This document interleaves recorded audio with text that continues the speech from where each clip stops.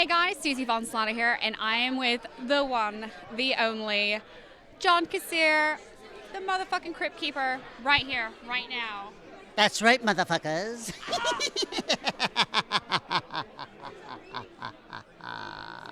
My life has just been made. Thank you so much. That was amazing.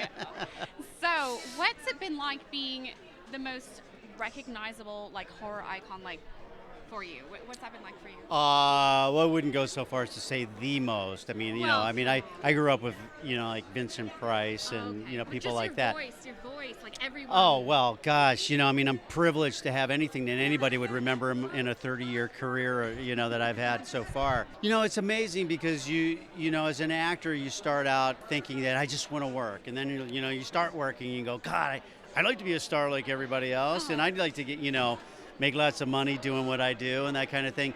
And then you realize there's a lot that you give up in your life for that kind of thing. So voice acting, although I've done a lot of TV series on camera and film work and that kind of thing, voice acting has kind of saved my sanity in a lot of ways in terms of being able to, fly under the radar and still do some of the most famous characters, around. Why don't you drop some of those? What other characters have you done besides the Crypt Keeper? Well, obviously multiple games, and, I've done everything from animals like Miko the raccoon in Pocahontas, to taking over Buster Bunny from Charlie Adler back in the day and that kind of thing. So, getting to do that kind of thing, and Deadpool and the Ultimate Alliance games and that kind of thing, gaming has become a big thing. But definitely the Crypt Keeper, to have something that's lived and died for so many years and still be so iconic, in fact, have a bigger audience for it now than ever because kids grew up with it. It's a pretty amazing thing. So I also was, big fan of horror as a kid. I collected the Tales from the Crypt comic books, which were very taboo back then, but I think part of the attraction of today's fans were that they were too young to be watching it, so it was taboo for them. So I think they experienced the same thing as kids growing up with Tales from the Crypt on air that I grew up with the comic book. So it's kind of really neat to be in that vein, as my vampire friends say. That's awesome. Okay, so if Tales from the Crypt was remade, what would you want to see, or what would you be totally against doing? Especially with today, how everything horror has kind of become more mainstream.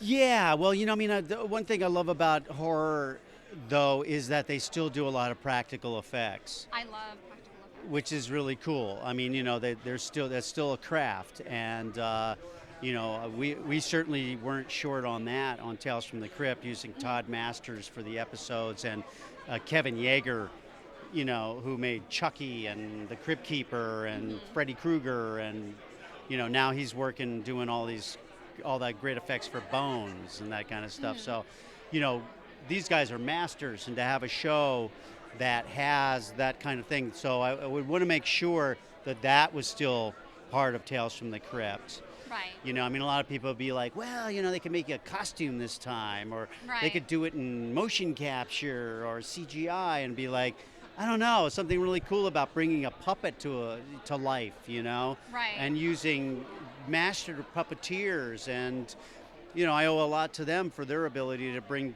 together, I of course brought my performance, and then their performance brought my performance to the screen. So it's all storytelling, and obviously Tales from the Crypt does it well.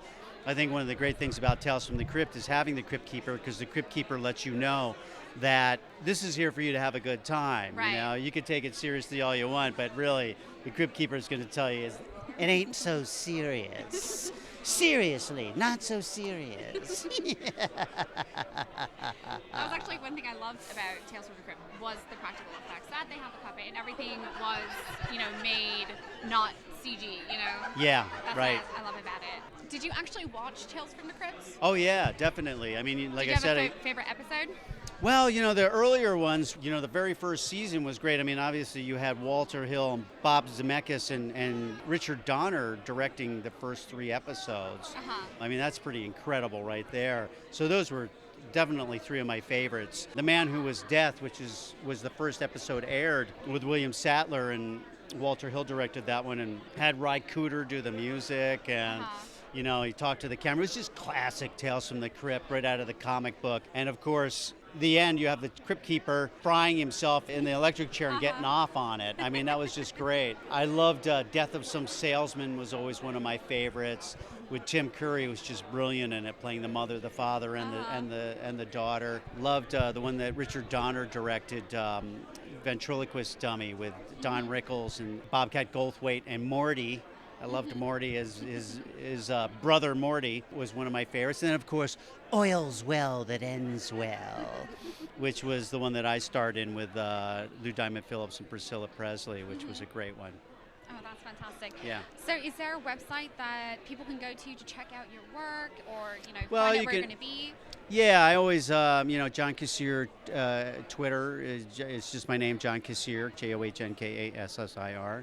And then I'm on Facebook. I'm kind of filled up now, but I got to start a fan site. So I do have a website, but I was redoing it and then realizing people don't spend time on websites anymore. Everything's so quick. So it's still in the process. I've kind of left it to the wayside for now. It's a really cool website, but I'll get it up there soon. But I'm, always on my, answering questions and following people and making myself available to them on my Facebook page. This is my profile picture presently on Facebook, and it's again John Kassir at Facebook and then and Twitter. So yeah.